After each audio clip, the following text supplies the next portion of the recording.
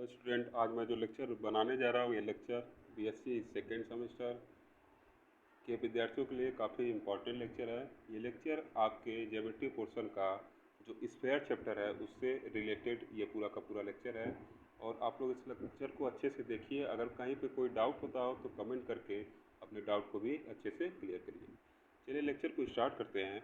इस पर जो सबसे पहला क्वेश्चन दिया गया है कि the centre of the sphere x square plus Y square plus Z square minus a x minus b y minus c z is equal to zero each. Sphere का इक्वेशन दिया है और उसका सेंटर पूछ रहा है, जिसमें पहला ऑप्शन दिया गया है A number option 0,0,0, B number option दिया है a/2, b/2, c/2, सी नंबर ऑप्शन दिया है -a/2, -b/2, -c/2 और डी नंबर जो ऑप्शन दिया है a, b, c। ये चार ऑप्शन दिए गए हैं। तो देखिए जो आपका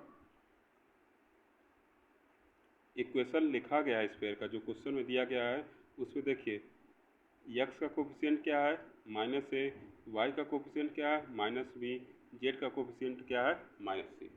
ये जनरल इक्वेशन आप कुछ इस तरह पढ़े होंगे अपने क्लास में, x square plus Y square plus Z square plus 2u x plus 2vy plus 2wz plus d is equal to 0। इस तरह करके आप इक्वेशन स्क्वायर का जनरल पढ़ रखे होंगे। ठीक उसी तरीके से कुछ इक्वेशन ये भी दिया है और उसमें देखिए जो 2u का वैल्यू है कितना है -a है और 2v का वैल्यू क्या है -b है और 2w का वैल्यू क्या है -c है। इस तरह से भी आप इसको सॉल्व कर सकते हैं।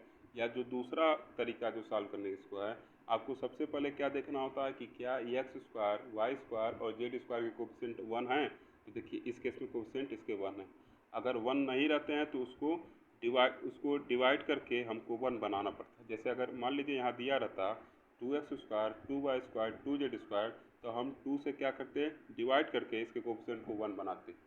उसमें स्क्वायर को डिस्कस करने के लिए उसको पहले कोफिशिएंट को 1 बनाते हैं, किसके एक्स स्क्वायर के, वाई स्क्वायर के और जेड स्क्वायर के। लेकिन यहाँ ऑलरेडी दिया गया है तो उसमें कोई तब भाग देने की जरूरत है नहीं। अब सीधे अगर हम एक्स वाई जेड के कोफिशिएंट को देखें तो जब भी आपको सेंटर लिखना रहे तो ऑब्जेक्टिव क्वेश्चन के लिए सबसे आसान तरीका है एक्स वाई जेड के कोफिशिएंट को लिख लेते हैं, उसको 2 से डिवाइड कर देते हैं और जो साइन रहता है उस साइन को चेंज कर देते हैं। अगर माइनस साइन दिया है तो प्लस बना देंगे, प्लस साइन दिया है तो माइनस बना देते हैं। जैसे मान लीजिए यहाँ पे क्या दिया है, जो एक्स का कोफिशिएंट है क्या दिया है -a दिया है। ठीक तो इसको क्या करेंगे आधा कर देते हैं, 2 से डिवाइड कर देंगे और साइन क्या कर देंगे उल्टा कर देते हैं, तो माइनस माइनस क्या हो जाएगा प्लस हो जाएगा। वाई का जो कोफिशिएंट दिया क्या दिया -b दिया है, तो उसको फिर क्या करेंगे प्लस b कर देंगे और 2 से क्या कर देंगे डिवाइड कर देंगे, तो +a/2 प्लस b/2। और जो जेड का कोफिशिएंट है वो क्या दिया है -c दिया है, तो उसका जब साइन चेंज करेंगे तो +c हो जाएगा और 2 से डिवाइड कर देंगे। तो ये देखिए a/2 b/2 c/2, ये जो वैल्यू आई यही क्या होगा स्फेयर का सेंटर होगा जो दिया गया स्फेयर है। ठीक यही दिए गए स्फेयर का सेंटर होगा, मतलब ऑप्शन नंबर बी आपका क्या होगा करेक्ट ऑप्शन होगा। फिर से एक बार क्वेश्चन को रिपीट करता हूँ। सबसे पहले स्फेयर के इक्वेशन में हम चेक करेंगे कि क्या x square y square z square का कोफिशिएंट 1 है, तो इस दिए गए इक्वेशन में देखिए 1 है। ठीक उसके बाद अगर 1 नहीं रहता है तो उनके कोफिशिएंटों से क्या करते हैं पूरे इक्वेशन में भाग देते हैं ताकि 1 बन जाए, x square y square z square का कोफिशिएंट 1 बन जाए। ठीक तो यहाँ तो ऑलरेडी 1 दिया गया है तो कोई दिक्कत ही नहीं है।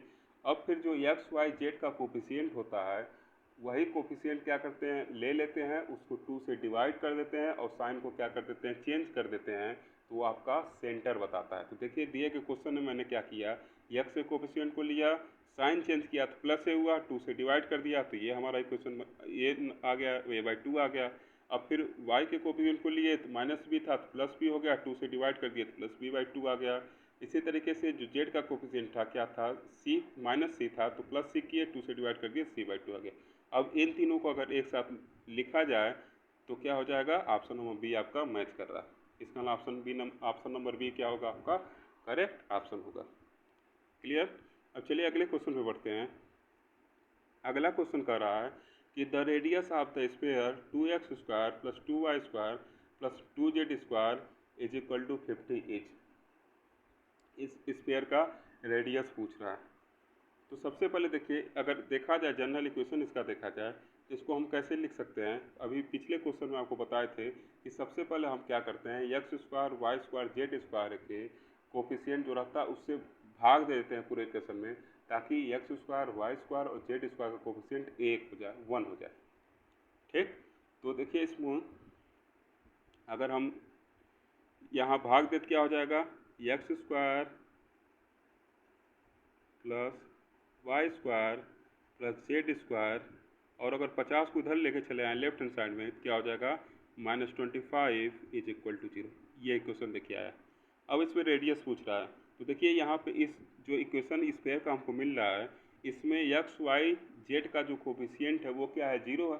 तभी तो ये पूरा का पूरा x y z का वैल्यू 0 है, इसका मतलब क्या है, इसका कोफिशिएंट 0 है। ठीक, तो अब अगर रेडियस का फार्मूला हम लोग देखें, जो आप रेडियस फार्मूला क्लास में पढ़े हुए हैं, तो उसका रेडियस का फार्मूला क्या होता है। रेडियस का फार्मूला जो होता है r इज इक्वल टू क्या होता है, under root coefficient of x का स्क्वायर, जो x का कोफिशिएंट होता है उसका square, plus coefficient of y का square, plus coefficient of z का स्क्वायर, और क्या होता है -d। ये फार्मूला होता है रेडियस का। तो यहाँ देखिए d का वैल्यू क्या है, 25 हो जाएगा। ठीक, d का वैल्यू 25 रखेंगे और माइनस है तो माइनस में प्लस हो जाएगा, और एक्स वाई जेड के जो कोफिशिएंट है, ये सब जो कोफिशिएंट एक्स वाई जेड के हैं वो 0 इस इक्वेशन में। देखिए वो टर्म है ही नहीं, इसका मतलब उसका कोफिशिएंट क्या है, 0 है। तो जो हम लोग का आंसर आएगा, अगर d के जगह -25 रखेंगे तो जो इसका आंसर आएगा क्या आएगा, उसको देखते हैं। जब यहाँ पे उस चीज़ को लिखेंगे तो क्या आ जाएगा, 25 यहाँ आएगा r का वैल्यू, और फिर जब रूट को सॉल्व करेंगे तो ये क्या आ जाएगा, 5 आ जाएगा। इसका मतलब जो है आपका ऑप्शन नंबर, इसका मतलब आपका ऑप्शन नंबर क्या होगा, क्या होगा, करेक्ट ऑप्शन होगा। इसका आंसर क्या होगा, 5 होगा। क्लियर, चलिए आगे बढ़ते हैं। तीसरा क्वेश्चन पूछ रहा है कि the number of sphere that are touching to the coordinate axis are. The number of sphere that are touching the coordinate axis are. पूछ रहा है कि कोऑर्डिनेट एक्सिस को टच करने वाले जो स्फीयर होते हैं उनका नंबर क्या हो सकता है। ऑप्शन दिया है इनफाइनाइट, दूसरा दिया है 0, तीसरा दिया है 1, चौथा दिया है नन ऑफ दीज। आपको ये पता है कि इनफाइनाइट नंबर ऑफ स्फीयर क्या हो सकते हैं, वहाँ से पास हो सकते हैं। इस वजह से क्या होगा, जो आपका ऑप्शन नंबर ए होगा वो क्या होगा, करेक्ट ऑप्शन होगा। क्लियर, अब चलिए चौथा क्वेश्चन देखते हैं। चौथा क्वेश्चन कह रहा है कि the centre of great circle of the sphere x² + y² + z² is equal to a² h. अब देखिए इसका सेंटर पूछ रहा है। जैसे दूसरा क्वेश्चन हम लोग डिस्कस किए थे, उसमें आप देखे थे दूसरे नंबर क्वेश्चन में कि एक्स वाई जेड का कोफिशिएंट क्या था, 0 0 था।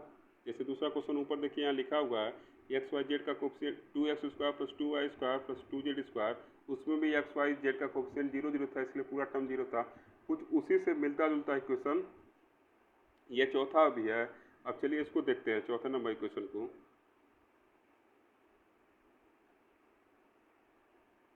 इसमें देखिए, इसको अगर जनरल इक्वेशन लिखा जाए तो कैसे लिखाएगा, x² + y² + z², फिर क्या लिख सकते हैं, plus 0 × x + 0 × y + 0 × z + 0 × z minus a² is equal to 0।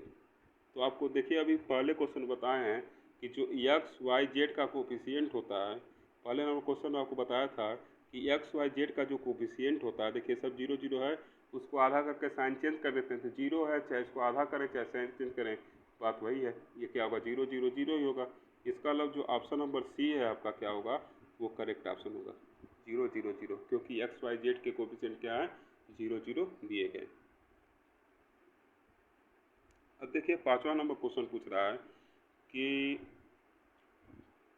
दिया है 1, 2, 3 is one end of the diameter of the sphere x - 1 x - 2 plus y - 2 into y - 3 plus z - 3 into z minus 4 comma other end is. Sphere का equation दिया और कह रहा है कि उसका एक जो डायमीटर है उसके एक एंड का कोऑर्डिनेट ये है, उसके एक एंड का कोऑर्डिनेट क्या है, ये वाला पॉइंट 1, 2, 3 है। दूसरा एंड का कोऑर्डिनेट पूछ रहा है। तो देखिए इसको जो तरीका होता है इसको देखने का, इसको दूसरे पॉइंट को पहचानने का, इसमें देखिए x-1 x-2 दिया एंड 2 में, और फिर देखिए यहाँ पे y-2 y-3 दिया, और फिर यहाँ पे z-3 z-4 दिया। देखिए एक सिरा वाला पॉइंट जो है इसमें दिया गया है, एक सिरा वाला पॉइंट देखिए ये क्या है 1, फिर यहाँ देखिए 2 और फिर ये 3 दिया है, एक एंड का पॉइंट है। दूसरे एंड का कैसे निकालेंगे, जो ये दूसरा कोऑर्डिनेट यहाँ पे देखिए लिखा हुआ है x-2, तो इसमें से क्या कर लेंगे 2 को उठा लेंगे साइन चेंज कर लेंगे, 3 को इसमें से उठा लेंगे साइन चेंज कर लेंगे, और 4 को ले लेंगे साइन चेंज कर देंगे। तो कौन सा आपका ऑप्शन मिल रहा है 2, 3, 4, मतलब इसका पाँचवा का जो डी नंबर ऑप्शन होगा वो क्या होगा, सही होगा। ये आप क्लास में पढ़े होंगे कि जो स्फीयर इस तरह लिखा जा रहा है x-1 इंटू x माइनस, चलिए इसको लिख के बताते हैं हम। अगर इस इक्वेशन इससे लिखा गया है x-1 इंटू x-2, फिर क्या लिखा गया है y-y1 into y-y2 plus z-z1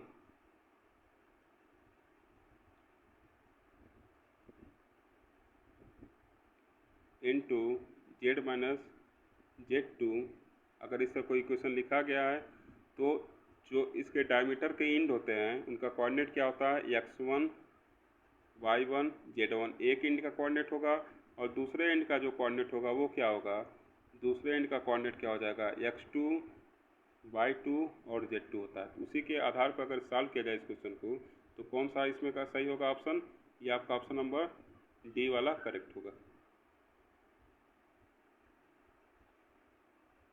2, 3, 4। अब देखिए छठवां नंबर क्वेश्चन कर रहा है कि the equation x² plus y² plus z² plus 2f(yz) plus 2ux plus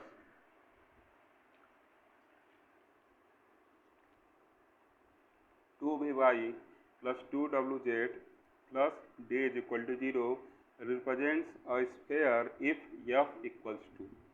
simple सी बात है, आप जो जनरल इक्वेशन पढ़े होंगे स्फीयर का क्या पढ़े होंगे, x² plus y² plus z² plus 2ux plus 2vy plus 2wz plus d is equal to 0, ये इक्वेशन पढ़े होंगे।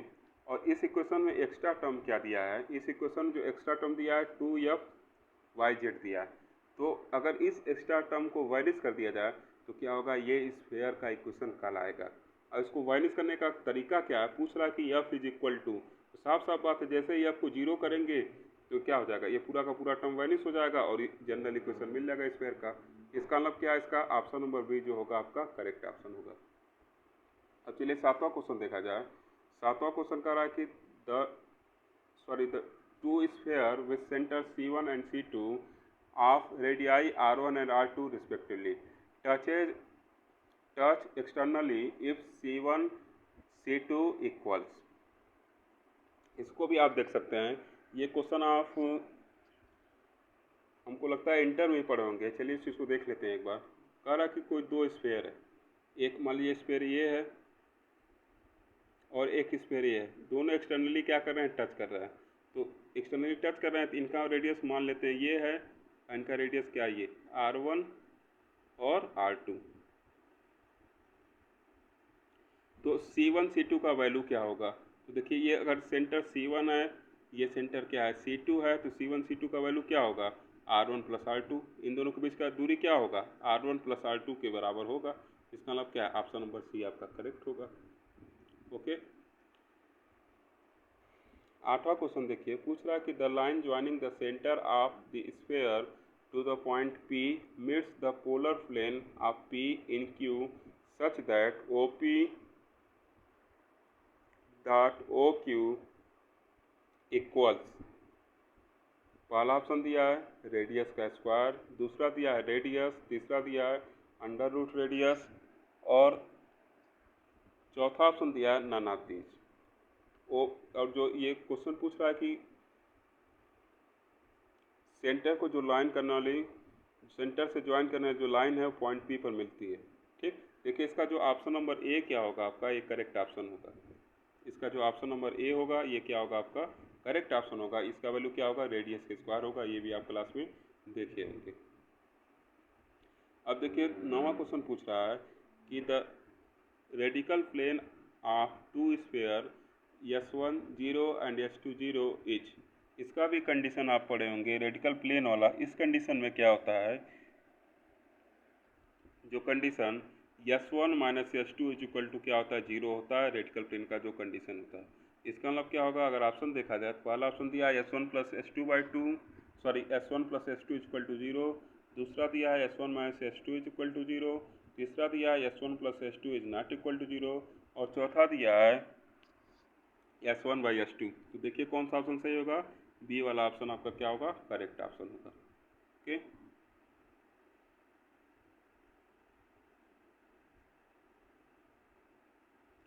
दसवां क्वेश्चन अगर देखा जाए तो दसवां क्वेश्चन देखिए, कह रहा है कि two sphere with center C1 and C2 and common point P cut orthogonally if C1 P square plus C2 P square equals। ये कंडीशन दिया गया इसमें कि दो स्फीयर हैं, वो क्या कर रहे हैं, ऑर्थोगोनली एक दूसरे को कट कर रहे हैं। ठीक, तो C1 P square plus C2 P square equal होगा। पहला ऑप्शन दिया है C1 C2, दूसरा ऑप्शन दिया है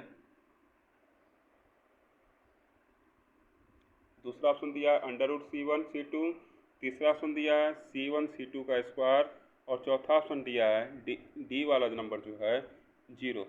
तो देखिए इसमें कौन सा कंडीशन सही होगा, उस चीज़ को देखना होगा कौन सा कंडीशन सही होगा। ये क्वेश्चन भी आप क्लास में ज़रूर पढ़े होंगे। इसमें का ऑप्शन नंबर सी जो है वो करेक्ट होना चाहिए। ये ऑर्थोगोनली टच कर रहा है तो ऑप्शन नंबर सी क्या होना चाहिए आपका, करेक्ट होना चाहिए। जैसे देखिए अगर स्पेयर बनाते हैं यहाँ पे हम, जैसे मान लीजिए एक स्पेयर यहाँ बना रहे हैं, एक स्पेयर ये बना रहे हैं और एक स्पेयर यहाँ बना रहे हैं जो ऑर्थोगोनली क्या कर रहा है, कट कर रहा है। इसको मैंने बनाया, मान लेते हैं सेंटर यहाँ टच कर रहा है, यहाँ टच कर रहा है, ये यहाँ टच कर रहा है। एक C1 है, एक C2 है, और ये मान लेते हैं पॉइंट P है। तो देखिए C1 P स्क्वायर ये क्या बन रहा है, 90 डिग्री एंगल बन रहा है। ये वाला ये जो एंगल है 90 डिग्री बन रहा है। ये एंगल जो है आपका 90 डिग्री है, तो ये क्या बन रहा है, राइट एंगल ट्रायंगल बन रहा है। ठीक, तो क्या हो जाएगा, C1 P square plus C2 P square is equal to C1 C2 square. अगर इसमें पाइथागोरस थ्योरम यूज करें इस ट्रायंगल में तो क्या होगा, C1 C2 स्क्वायर आएगा। क्लियर। अब चलिए 11th नंबर क्वेश्चन देखते हैं। 11th नंबर क्वेश्चन पूछ रहा है कि the length of tangent from point 1 to 3 to the sphere 5 bracket में x square plus Y square plus Z square minus X plus 10y plus 20z plus 8 is equal to 0 is. पहला option इसमें दिया है, first number option A 157 divided by 5, B number option दिया है under root 157 divided by 5, C option दिया है 157 और D number option दिया है 157/5 का होल स्क्वायर। जिसको जब आप सॉल्व करेंगे, ये क्वेश्चन जब आप सॉल्व करेंगे, length of tangent from point इतना टू स्क्वायर पूछ रहा है। जैसे मान लीजिए कि ये क्या स्क्वायर बना रहे हैं, इस पर टेंजेंट को इस पॉइंट से डाले हुए हैं। ठीक, किसी पॉइंट से टेंजेंट इस पर डाल रहे हैं तो उसी टेंजेंट का लेंथ पूछ रहा है। तो इसको आप आसानी से निकाल सकते हैं। अगर इसका आपको देखिए सेंटर इससे निकाल लेंगे, इस वाले से स्फीयर का सेंटर मिल जाएगा। ठीक, ये पॉइंट कोऑर्डिनेट दिया गया है। अब आपको निकालना क्या है, लेंथ निकालना है, तो ये वाला निकल जाएगा आपका। ये रेडियस निकाल ही लेंगे, इसके भी डिस्टेंस निकाल लेंगे, ये आपका आराम से निकल जाएगा। तो जब इसको सॉल्व करेंगे आप, ये डी वाला ऑप्शन क्या आएगा आपका, करेक्ट ऑप्शन आएगा। ओके, इसको लेक्चर को अच्छे से देखिए। अगर कोई डाउट होता है तो आप लोग ज़रूर पूछिए। Thank you.